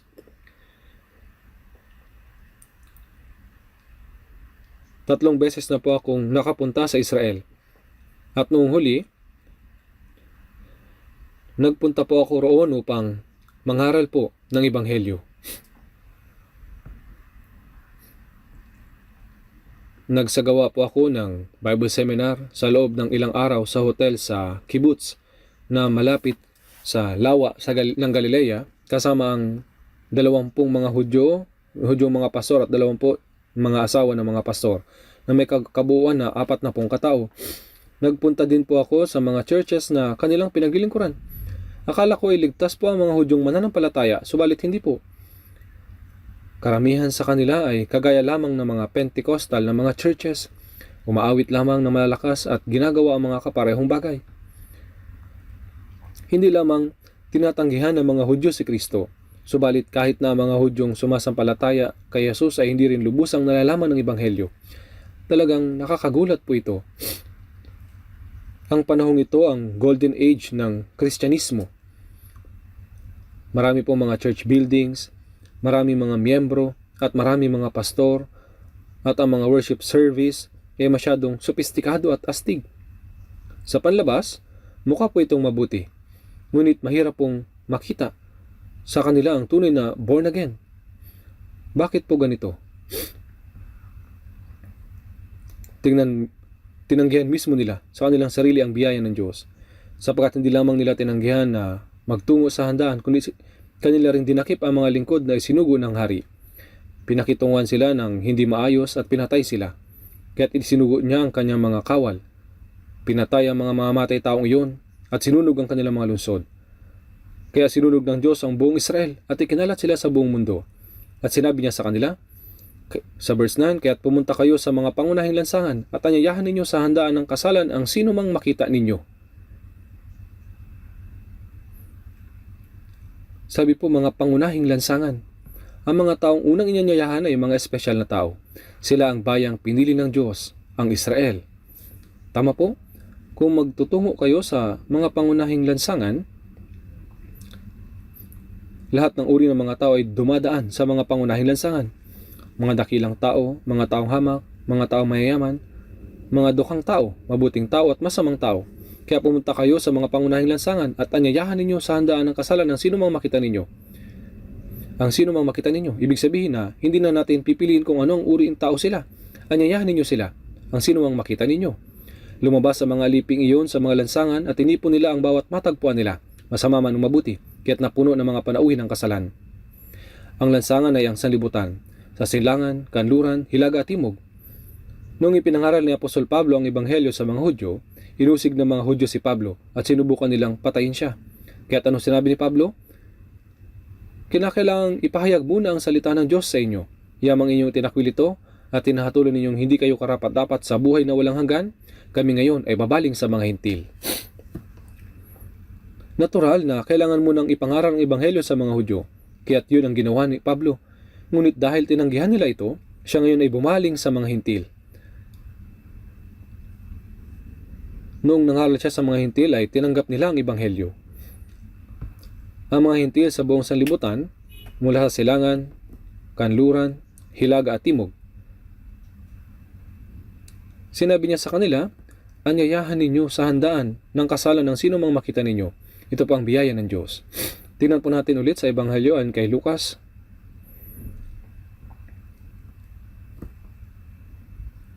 Lucas chapter 14. Verse 21 hanggang verse 23.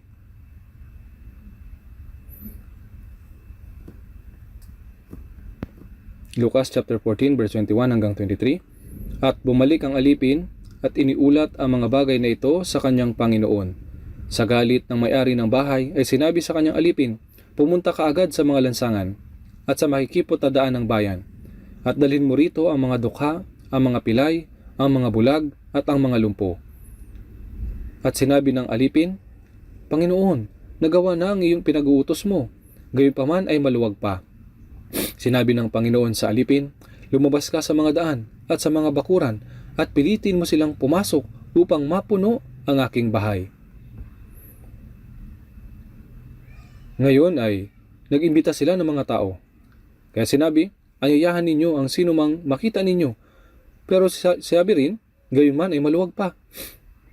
Kaya't lumabas sila sa mga daan at pinapasok sila. Mga duka, mga pilay, mga bulag, at mga lumpo. Sila man ay mabuti o masama, sila man ay mayaman o mahirap, walang pagtatangi. Gayon pa man, maluwag pa rin. May bakante pa. Kaya sinabi, lumabas ka sa mga daan at sa mga bakuran at pilitin mo silang pumasok upang mapuno ang aking bahay. Pilitin, ibig sabihin po, ipilit, himukin natin sila ng husto at dalhin sila rito upang mapuno ang aking bahay. Kung pag-iisipan natin ang salitang ito, patuloy na tinatawag ng Diyos ang mga tao upang mas marami pa ang maligtas. Dapat nating gawin ang gawaing ito. Sino po ba ang mga alipin? Tayo po ang dapat na gumawa ng gawaing ito. Kapag nakikilala natin ang mga tao, ibinabahagi ang ebanghelyo na ipinapangaral natin sa kanila upang sila ay maligtas. Kung hindi sila makikinig, pilitin natin sila. Himukin sila. Kahit ang mga evangelist dapat din na maging matapang. Naintindihan niyo po ba ito?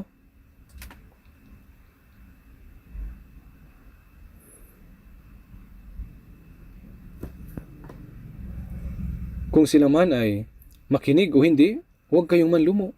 Magpatuloy lang. Habang kayo ay nagpapatuloy, sila ay napapaisip na, bakit patuloy akong kinukulit ng taong ito? Wala naman silang mapapala sa akin. Marahil talagang importante ito. At dahil dito ay may mga taong makikinig.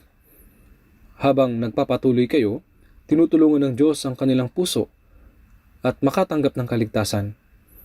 Kung hindi natin ipapangaral ng ebanghelyo at ang kapatuloy, kung ganoon, sino po ang maliligtas? Kahit isang tao ay hindi maliligtas. Kahit na tayo ay magsikap, mayroong maliligtas. Ngunit kung hindi natin bubuksan ang ating bibig, walang sino man ang maliligtas. Maliban ang mga naunang naligtas ay magkaroon ng alab at pagtitiis upang manalangin ng husto, upang magpagal ng labis, upang ipangaral ang ebanghelyo, maliban na tayo magpagal para dito at iligtas ang mga ligaw na kaluluwa. Kung ganon, walang maliligtas. May ilang mga pastor na nagsabi na kahit na nangangaral sila ay walang sino man ang naliligtas. Kung walang naliligtas, kahit misyonaryo pa, sasabihin ko po sa kanila, mag-quit ka na, pakiusap. Bakit ka pa magiging missionary? Sasabihin ko sa mga hindi makakapag-evangelize na huminto na. Kahit mga ordinaryong mananampalataya ay nag-evangelize at tinutulungan ng maraming tao upang sila ay maligtas bawat taon. Hindi lamang kakaunti. Kung minsan, 10, sila po ay matyaga. Kung mag-evangelize ka ng 10 katao, tiyak mailan sa kanila na maliligtas. Kaya sinasabi, pilitin mo silang pumasok upang mapuno ang aking bahay. Sinasabi po ito ng Panginoon. Kaya naman, dapat tayo maging mapagpasalamat. Tayo ay nasa panahon pa rin ng biyaya upang tayo patuloy na makapangaral ng ebanghelyo. Hindi magtatagal ay hindi na rin natin ito magagawa. Kaunting araw na lang ang nalalabi para sa atin upang makapag-evangelize tayo. Kung titingnan po natin sa mga awit 50 verse 1, ang makapangyarihan, ang Diyos na Panginoon ay nagsalita. Tinatawag ang lupa mula sa pagsikat ng araw hanggang sa paglubog niyon. Tinatawagan niya ang buong mundo. Tinatawagan sila ng Diyos upang lumapit. Kaya't anong gagawin natin? Ipahayag natin ang tumatawag na salita ng Diyos. Pwede bang sabihin tinatawag ka ng Diyos dahil sabi din sa Isaiah 45:22, kayo bumaling sa akin at kayo maliligtas lahat ng dulo ng lupa. Sabi po lahat ng dulo ng lupa. Sinabi ang salitang ito 2,700 years na nakakalipas mula sa Jerusalem hanggang sa buong Judea at Samaria at hanggang sa kaduluduluhang ng lupa, sa Roma, sa Europa, sa Amerika at hanggang sa ating bansa na nasa dulo ng daigdig, hanggang sa dulo ng silangan. Ito ay may pahayag hanggang sa atin. Kayo'y bumaling sa akin at kayo'y maliligtas. Ang ebanghelyo na makapagliligtas sa atin ay dumating sa atin. Kung titingnan po natin sa Tito sa chapter 2 verse 11, sabi doon, sapagkat nagpakita ang biyaya ng Diyos na nagdadala ng kaligtasan sa lahat ng tao. Na nagbibigay ang Diyos ng kaligtasan sa lahat ng tao. Kung mapapakinggan lamang nila ang ebanghelyo na ito at lalapit upang maunawaan ang biyaya ng Diyos, tatanggap po sila ng kaligtasan. Maliligtas ang kanilang kaluluwa, magkakaroon sila ng tunay na kapayapaan. at pahinga sa kanilang puso at tatanggap sila ng maluwalhating pag-asa na makapasok sa walang hanggang kaharian sa langit. Ano po ang biyaya ang hihigit pa rito? Lilipas ang mundong ito sa isang saglit lang. Kung ang puso ng isang tao ay maagaw ng mga panandaliang bagay, pagkatapos ay mapupunta siya sa impyerno magpakailanman. Gaano nakakalungkot at nakakapanghinayang ito sa mga nakarinig na ng ebanghelyo ng Diyos, ngunit hindi pa rin sumasampalataya kapag napunta sila sa impyerno. Para sa mga naunang naligtas, mayroong kirot sa kanilang puso dahil dito. Kapag nakarinig ng ebanghelyo ang isang tao, ngunit hindi ito naunawaan, tingnan po natin saglit sa Mateo chapter 22. Mateo chapter 22, verse 11. Mateo chapter 22 verse 11 hanggang 13. Ngunit nang pumasok ang hari upang tingnan ang mga panauhin, may nakita siyang roong isang tao na hindi nakadamit pang kasal. Sinabi niya sa kanya, "Kaibigan, paano ka nakapasok dito na hindi nakadamit pang kasal?" Ngunit hindi siya nakapagsalita. Kaya't sinabi ng hari sa mga lingkod, "Gapusin ninyo ang mga paa at mga kamay niya, at itapon ninyo siya sa kadiliman sa labas. Doon ay ang pagtangis at pangangalit ng mga ngipin." Ngayon ay marami na ang dumating. Ang hari ay nalugod. Pumasok ang hari upang makita ang mga inanyayahan. Sa normal na sitwasyon, madali lang sa mga ordinaryong tao na makita ang mukha ng hari. Sa kanila ay maaring mayroong mga pulubi, lumpo, may sakit at lahat ng iba't ibang klaseng tao.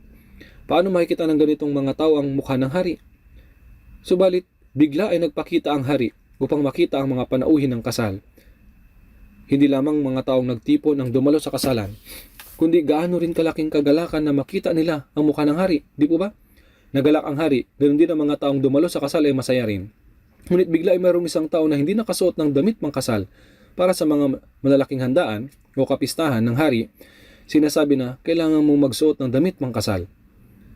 Ito po ay tama, kahit sa lamay, di po ba?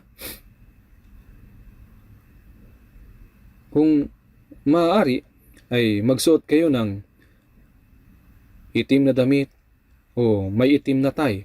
Opo, sino po ba ang pupunta sa burol na mayroong suot na kulay pulang tie?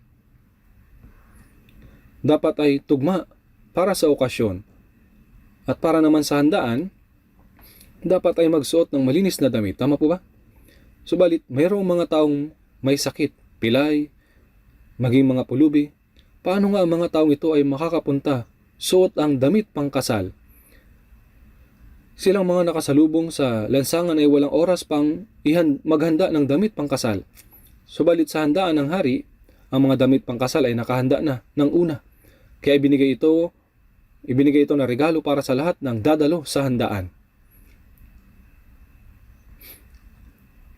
Magpalit man sila sa pintuan o ipatong man sa damit na sa suot nila, anumang paraan, may susuot nila ito ng maayos. Kung ganoon, lahat ay pare-pareho ang suot. Tama po ba? Gaya ng uniform, kung pupunta po tayo sa pampublikong paliguan, ang lahat po ay nakahubad. Kaya lahat ay magkakamukha. Tama po ba? Ang damit ay nagpapatungkol sa katayuan ng isang tao. Kaya inihanda ang pare-parehong damit upang sila ay makakain ng magkakasama. Mayroong mga mayayaman na maayos ang damit. Ay kapag mayroong mahirap na dumarating ay nakikain kasama nila ay sasabihin nila, ay wag bawal. Tama po ba? Hindi yan pwede. Dapat sa kanila ay kumain sa gilid o malapit sa chimney at doon kumain. Subalit silang nakasuot ng parehong damit pangkasal na gawa ng hari, ay walang anumang problema dahil sila ay magkakapareha. Walang diskriminasyon. Ito ay damit pangkasal na binigay ng Diyos. Ito ang damit ng kaligtasan. Kung titignan natin sa Genesis chapter 3 verse 21, iginawa ng Diyos si Adan at Eva ng kasuotang balat dahil sila ay nagtago sa halamanan upang takpan ang kanilang kahihiyan. Kaya dinamitan sila. Ito ang kasuotang gawa mula sa pagpatay sa isang hayop at sa paglanak ng dugo. Tinuturo sa huli ay darating si Jesus upang mamatay sa krus at magdanak ng kanyang dugo upang takpan ang ating mga kasalanan. At sa Isaiah 61 verse 10, ako'y magagalak na mabuti sa Panginoon. Ang aking buong pagkatao ay magagalak sa aking Diyos, sapagkat binihisan niya ako ng mga damit ng kaligtasan. Kanyang tinakpan ako ng balabal ng katwiran. At sa Roma 3:21, subalit ngayon ay pinahayag ang pagiging matuwid ng Diyos na hiwalay sa kautusan at pinatotohanan ng kautusan at ng mga propeta. Hindi tayo maaaring aringganap sa pagsunod sa kautusan. Roma 3:22, ang pagiging matuwid ng Diyos sa pamamagitan ng pananampalataya kay Jesucristo sa lahat ng mga sumasampalataya, sapagkat walang pagkakaiba. Kung naunawaan mo ang biyaya at sumampalataya, ikaw ay inaringganap. Dinamitan ng Diyos silang mga sumasampalataya ng balabal ng katwiran. Ito po ang damit ng kaligtasan, balabal ng katwiran. Subalit, bakit mayroong isang taong hindi nakadamit mangkasal? Ngayon sa pintuan ay binibigyan ng mga lingkod ang lahat ng mga pumapasok. Dapat ay suot mo ang damit na ito para makapasok. Ay, salamat. At pumapasok sila at suot ito. Subalit sinabi ng isang lingkod sa isang lalaki, Sir, pakiusap, isuot mo ang damit na ito. Ano? Damit? Kailangan ko bang magsuot ng kaya ng damit ng suot nilang lahat? Hindi ko yan isusuot. Alam mo ba kung gaano kamahal itong suot ko? Walang may ibang may suot nito, kung hindi ako lang. Ipagmamalaki ko ito sa harapan ng hari. Subalit sinabi ng lingkod, hindi mo dapat yan gawin. Subalit sinabi ng lalaki, bakit hindi? Sinabi niya, siya ay pumunta sa handaan. Lahat ay nakasuot ng parehong damit, subalit may isa na iba ang suot. Sino siya? Siya yung lalaki kanina. Sinabi sa kanya ng hari, kaibigan, paano ka nakapasok dito nang hindi suot ang damit pangkasal? At wala siyang nasabi. Mayroon siyang bibig, subalit hindi siya nakapagsalita. Bakit? Dahil sinabihan siyang isuot ito bago siya pumasok. Ang damit ay binigay, subalit tinanggihan niya at sinabing ang kanyang sariling damit ay mas maganda. Naniniwala ang lalaking ito na siya ay makakapasok sa langit gamit ang kanyang mabubuting mga gawa. Roma 10 verse 2, ako'y makapagpapatotoo na sila'y may sigasig para sa Diyos, subalit hindi ayon sa kaalaman. Mayroong sigasig, pero sinabi sa Roma 10 verse 3, sapagkat sa kanilang pagiging mangmang sa katwiran ng Diyos at sa pagsisikap nilang maitayo ang sariling pagiging matuwid, hindi sila nagpasakop sa pagiging matuwid ng Diyos. Naisip nila na maaari silang makapunta sa Diyos sa pagsunod sa kautusan at sa matuwid na gawa. Subalit hindi ito maaaring mangyari. Sa Isaiah 64 verse 6, kaming lahat ay naging gaya ng isang marumi at ang lahat naming katwiran ay naging parang maruming kasuotan. Gaano man katuwid ang tao, ang katwiran niya ay gaya ng maruming kasuotan sa harapan ng Diyos. Paano ka makakatayo sa harapan ng Diyos sa suot ito? Kung hindi mo suot ang damit ng kaligtasan na ibinigay ng Diyos, hindi ka makakapasok. Mayroon pong hymno, When the Lord Jesus comes again, do you have a wedding garment to receive Him?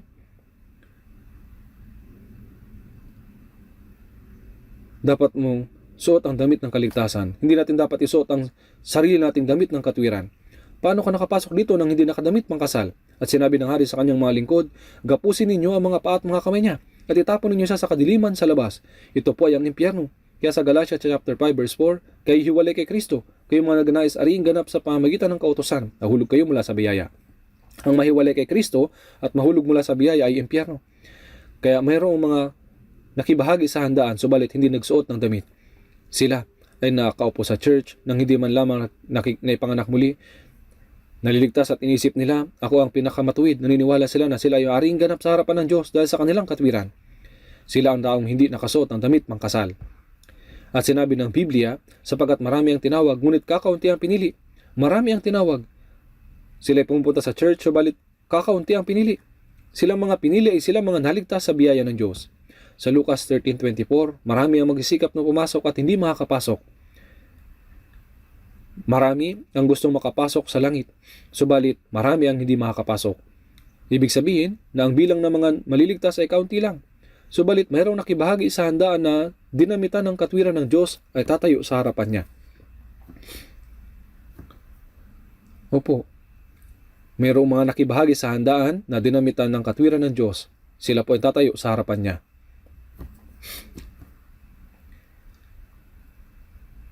Hindi lamang tayo naligtas, subalit tayo ay nasa maluwalhating biyaya ng Diyos na nagbigay sa atin ng buhay na walang hanggan at pag-asa. Ang handaang ito ay hindi lamang ilang oras, subalit ito ay magpapatuloy ng walang hanggan sa langit. Alam niyo po ba ito? Tama po? Kaya sa Kawikaan, sa chapter 15 verse 15, ngunit siyang may masayahing puso ay laging may kapistahan. Subalit marami ang hindi ligtas, hindi lamang ang mga hindi naniniwala sa Diyos, kundi sila rin may maling pananampalataya. Dapat nating ipangaral ang ebanghelyo sa kanila upang sila po ay maligtas. At dapat din po nating suriin dapat po nating suriin ang ating pananampalataya. Opo, dapat din po nating suriin ang ating pananampalataya. Sa 2 Korinto 13 verse 5, siyasatin ninyo ang inyong mga sarili kung kayo'y nasa pananampalataya. Subukin ninyo ang inyong mga sarili. Tama ba ang aking pananampalataya? Naipanganak na ba akong muli? Kung oo, ako ba ay namumuhay gaya ng isang taong naipanganak na muli? Dapat ay masigurado natin ito. Sa talatang ito, ang damit pangkasal ay ang unang damit ng kaligtasan, balabal ng katwiran. Subalit sa Apokalipsis 19:7 hanggang 8, sapagkat dumating na ang kasal ng kordero at inihanda na ng kanyang magiging asawa ang kanyang sarili, at sa kanila ipinagkaloob na magsuot ng pinong lino, makintab at malinis. Sapagat ang pinong lino ay ang matutuwid na gawa ng mga banal. Una, dapat nating maisuot ang damit ng kaligtasan, balabal ng katwiran. Silang mga nakasuot nito ay hindi dapat magpatuloy sa kasalanan. Hindi natin may susuot ito at magpapatuloy sa paggawa ng masama. Kaya ang pinong lino sa Apokalipsis chapter 19 ay ang mga matutuwid na gawa ng mga banal. Ito po ang mga gawa ng mga tunay na nakasuot ng damit ng kaligtasan. Dapat nating suriin ang ating pananampalataya upang makatayo ng walang anumang dapat ikahiya sa harapan ng Diyos. Tayo ng mga tunay na naligtas ay dapat na magkaroon ng katiyakan na ang buhay natin ay katanggap-tanggap sa harapan ng Diyos. Siyasatin ninyo ang inyong mga sarili kung kayo nasa pananampalataya. Subukin ninyo ang inyong mga sarili. Paano po natin ito matitiyak? Sa pamamagitan ng salita. Dapat nating suriin ang ating pananampalataya sa pamamagitan ng salita. Meron sa atin ang mga dumadalo sa handaan, subalit hindi nakasuot ang damit pangkasal. Kung ganoon, ang taong yun ay ihihiwalay. Sa Mateo, sa chapter 15 verse 13, ang bawat halamang hindi tinanim ng aking Ama na nasa langit ay bubunutin. Silang mga naniniwala, subalit hindi nakatanggap ng buhay mula sa Diyos ay bubunutin ng Diyos. Hahanapin niya sila ng husto. Gayunpaman, habang tinitiyak natin ang ating mga pananampalataya, dapat din nating dalhin ang maraming ligaw na kaluluwa sa harapan ng Diyos sa Bible Seminar upang sila ay maligtas at may sakatuparan ng gawain ng Diyos. Manalangin po tayo. Mahabagin naming Amang Diyos na sa langit, salamat po sa pag-ibig at habag sa amin nang kami ay malayo sa iyo at namumuhay sa kasalanan. Salamat sa biyaya ng iyong bugtong na anak na si Jesucristo na nagpasa ng sumpa at kahatulan na dapat naming tanggapin. At dahil sa banal na dugo na dumanak, pinatawad mo po ang aming mga kasalanan magpakailanman. Ngayon po kiusap, gabayan mo po kami ng mga naligtas upang may pamuhay ang natitira naming buhay bilang mga karapat-dapat na mga anak ng Diyos. At pakiusap, hayaan mo po na may pahayag ang Ebanghelyo sa mga kaawa-awang mga kaluluwa na hindi paligtas upang maraming kaluluwa ang maligtas at makapagbigay kagalakan at taluwalhatian sa iyo, Amang nasa langit. Sa pag-uumpisa ng Bible Seminar na ito, hayaan mo po na maraming kaluluwa ang maligtas. Kami ay magkakasamang dumadalangin at kumikilos. Pakiusap, gamitin mo po kaming lahat ayon sa iyong kalooban upang maisakatuparan ang dakilang gawa ng Diyos na gumagamay sa mga ligaw na kaluluwa tungo sa harapan ng Panginoon na madala sila sa kaligtasan. Nadalangin namin ito sa pangalan ni Jesucristo. Amen.